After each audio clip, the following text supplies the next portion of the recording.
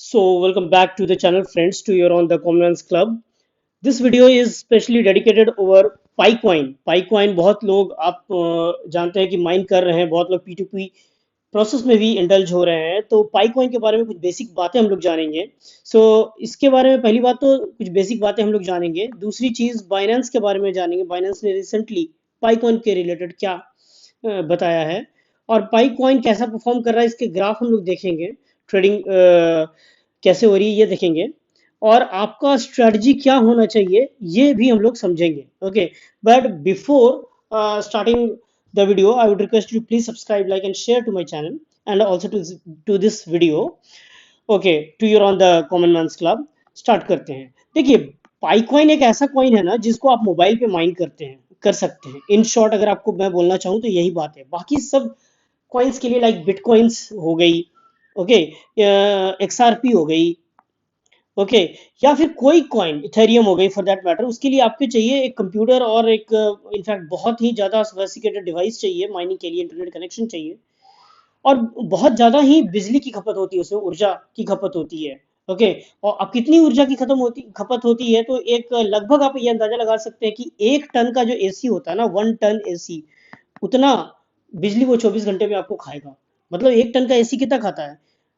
1.2 KWH, kilowatt hour, इतना खाता है। मतलब 1.5 यूनिट 1 घंटे का खा जाता है 1 टन का एसी आपका। ठीक है, तो अगर आप बिटकॉइन माइन करेंगे, एक्सआरपी माइन करेंगे, थेरियम, डिपेंड करता है, थोड़ा बहुत प्लस माइनस वेरिएशन तो होंगे ही।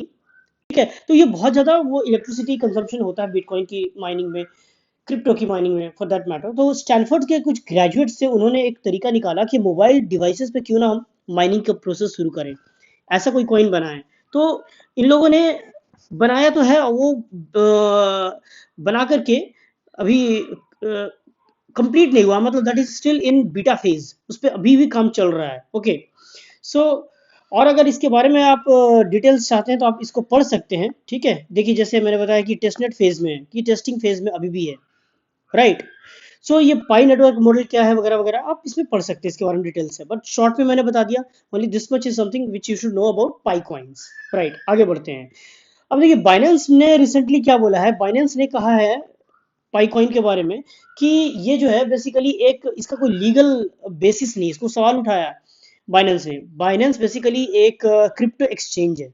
ठीक है, जैसे इंडिया में नेशनल स्टॉक एक्सचेंज होता है ना, NSC, BSc, Bombay stock exchange, जो इक्विटीज को, शेयर्स को लिस्टिंग करता है। ठीक है, सिमिलरली बाइनेंस एक ऐसा एक्सचेंज है जो केवल क्रिप्टो को, केवल और केवल किसको, क्रिप्टो को, CRYPTO, क्रिप्टो करेंसीज को की लिस्टिंग करती है ना, उसी का ट्रेडिंग होता है उस पे। ठीक है, सो बाइनेंस पे लिस्टिंग के लिए 12 और कॉइन्स आए थे, इसमें आपका पाइकॉइन भी था। पाइकॉइन को रिजेक्ट कर दिया बाइनेंस ने। ठीक है, उन्होंने क्या बताया कि बहुत सारे लीगल रेगुलेटरी कंप्लायंसेस वगैरह इससे रिलेटेड हैं, जो जिसके कारण वो रिजेक्ट कर रहे हैं बाइनेंस को। कुछ टेम्पररी इश्यूज भी हैं इसमें, पाइकॉइंस में। ठीक है, लीगल इश्यूज हैं, कंप्लायंस इश्यूज हैं, इसके कारण वो इसकी लिस्टिंग नहीं कर सकते हैं। इनफैक्ट इनके जो पाइकॉइन के फाउंडर्स हैं ना, उन्होंने खुद ट्विटर पे लिखा था कि ये अभी बीटा फेज में है, अब हम लोग किसी तरह की लिस्टिंग पाई कॉइन का नहीं कर रहे हैं ट्रेडिंग और इन्वेस्टमेंट पर्पस के लिए, ये आपका अपना ही डिसीजन होगा, उन लोगों ने खुद कह रखा है। मतलब कंपनी नहीं, मतलब पाइकॉइन के फाउंडर्स को ही खुद भरोसा नहीं है। तो मुझे समझ में नहीं आ रहा है लोग क्यों इस पर, इसके पीछे इतने दिवालिया होते जा रहे हैं। अगर आपको क्रिप्टो में ही शौक है ना, तो और भी बहुत सारे कॉइन्स हैं, पैसे ही बनाने हैं, पैसे बनाने के लिए बहुत सारे कॉइन्स हो सकते हैं।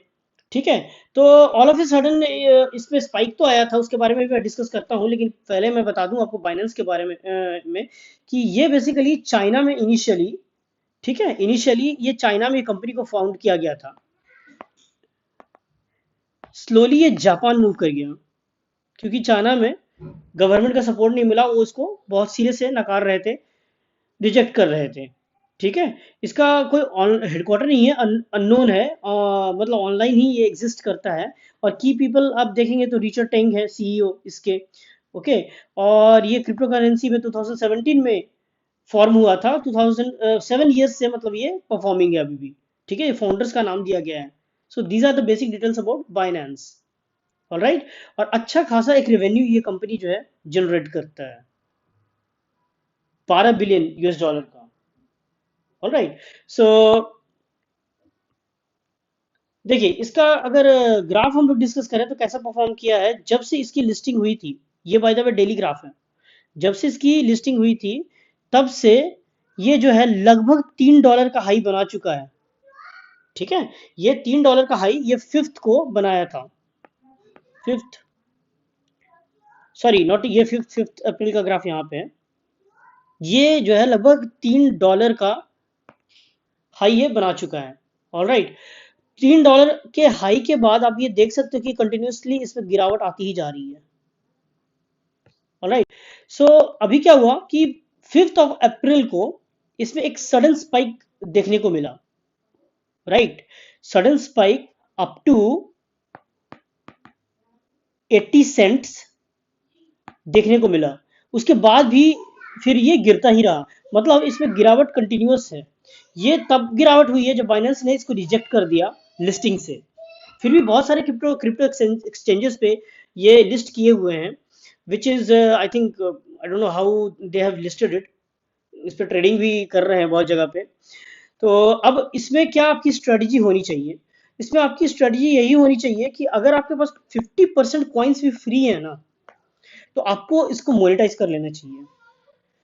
P2P में आपको सेल करने के लिए ही इन्वॉल्व होना चाहिए, ऐसा मुझे लगता है। मैं गलत हो सकता हूँ, पता चले कि अचानक से इसका बहुत ज़्यादा वैल्यूएशन बढ़ गया और बाद में मुझे आप गाली दे रहे हो।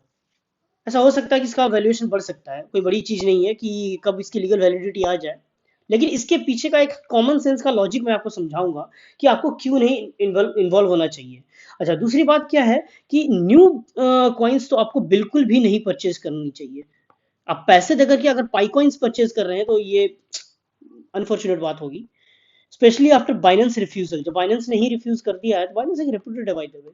ठीक है, तो अगर वो रिफ्यूज कर रहा है तो आपको भी नहीं इंडल्ज होना चाहिए। आप बहुत सारा अपना वेल्थ, जो लोग कह रहे हैं कि हमने तो फ्री में माइन किया, भाई फ्री में माइन किया तो क्या कितने साल से आप वेट किए होंगे उसकी माइनिंग के लिए, आप ये तो सोचो। ठीक है ना, तो इतने लंबे टाइम से अगर आप किसी चीज में टाइम दे रहे हो तो उस पर अननेसरी आपको अगर लगता है कि जीरो भी हो जाएगा कोई फर्क नहीं पड़ेगा, तो आपको कहीं ना कहीं वो इमोशनली वो हिट करेगा बाद में कि यार क्या कितना टाइम से कर रहे हैं। आगे आने वाले टाइम में कोई एक्चुअल में क्रिप्टो करेंसी होगी ना, उस पर आपका कॉन्फिडेंस आएगा नहीं। Let me tell you that. So हमारे हिसाब से तो आपको यही स्ट्रेटजी अपनानी चाहिए पाई कॉइन्स के regarding. Okay, let me tell you one more thing कि देखिए क्यों इसमें इंडल्ज नहीं होना चाहिए कि देखिए कोई भी कॉइन है, करेंसी या मीडियम ऑफ एक्सचेंज जो है ना, कोई भी करेंसी आप बहुत पास्ट से ले लो, उसे बार्टर सिस्टम चलता था। ठीक है, बार्टर सिस्टम, बार्टर सिस्टम का ये मतलब है कि आपके पास अगर 2 kg अनियंस है और किसी के पास 2 kg पोटैटोज है, आलू प्याज है, किसी के पास आलू है, तो आपस में ये एक्सचेंज कर लेते थे। फिर आया मीडियम ऑफ एक्सचेंज के रूप में कुछ करेंसी की चीज, जिसमें गोल्ड के सिक्के आने लगे। गोल्ड के बाद महंगे पड़ने लगे तो कॉपर के आने लगे। कॉपर के बाद भी और महंगे होने लगे तो फिर आने लग गई क्या चीज, पेपर करेंसी आने लग गई। पेपर करेंसी के बाद भी अभी डिजिटल करेंसी आने लग गई। लेकिन ये सारे करेंसी की एक कॉमन बात थी, कॉमन बात की थी क्या थी, कि ये सब फिएट करेंसी थी। फिएट का मतलब government recognized and government controlled. ठीक है, देखिए इस टॉपिक पे मैं एक सेपरेट कॉइन्स की हिस्ट्री का, करेंसी की हिस्ट्री का मैं एक वीडियो बनाऊंगा। लेकिन इन शॉर्ट मैं आपको बता दूं कि ये क्या आपको समझना चाहिए किसी कॉइन्स के रिलेटेड। ठीक है, तो ये सारे कॉइन्स में अच्छी बात क्या थी ना कि ये गवर्नमेंट कंट्रोल्ड थी या गवर्नमेंट के द्वारा रिकॉग्नाइज्ड थी। लेकिन क्रिप्टो ऐसी करेंसी है जो एक ब्लॉकचेन नेटवर्क पे काम करता है। ठीक है, ब्लॉकचेन पे, इतना तो सबको मालूम है। नहीं भी आपको समझ में आ रहा है तो कॉमन सेंस के लिए आपको बता दूं कि दुनिया भर में जितने कंप्यूटर्स हैं ना, और जितने लोग जुड़े हुए हैं माइनिंग से या उसके एक्सचेंज में, उन सबके कंप्यूटर में उस पर्टिकुलर क्रिप्टो करेंसी की वैल्यू स्टोर्ड है। तो किसी एक कंप्यूटर में भी चेंज आता है ना, तो ये सारे के सारे कंप्यूटरों में वैल्यू ऑटोमेटिकली चेंज हो जाएगी। तो कहने का मतलब आपका पैसा कहीं जाएगा नहीं अगर आपका वॉलेट सेफ है आपके पास। तो समस्या एक आती है कि कौन सी करेंसी सक्सेस करेगी। इतनी सारी तो करेंसीज आ चुकी है, तो वही करेंसी सक्सेस करेगी जिसका डोमिनेंस ज्यादा रहेगा, डेमोक्रेटिक एक्सेप्टेंस रहेगा। डेमोक्रेटिक एक्सेप्टेंस, माइंड यू, इसका मतलब ये होता है कि जितने ज्यादा डेमोक्रेटिक एक्सेप्टेंस, मतलब जितने ज्यादा लोग उस पर्टिकुलर कॉइन को एक्सेप्ट करेंगे वर्ल्ड ओवर, उसकी अहमियत बढ़ेगी और उतनी ही ज्यादा वो गवर्नमेंट के कंट्रोल से बाहर हो जाएगी। ठीक है, तो जब वो गवर्नमेंट के कंट्रोल से वो बाहर होती जाएगी ना, तो आपको क्या लगता है कि कोई भी गवर्नमेंट ऐसा चाहेगा कि वो अपना बेसिक फाइनेंशियल पावर को छोड़ दे?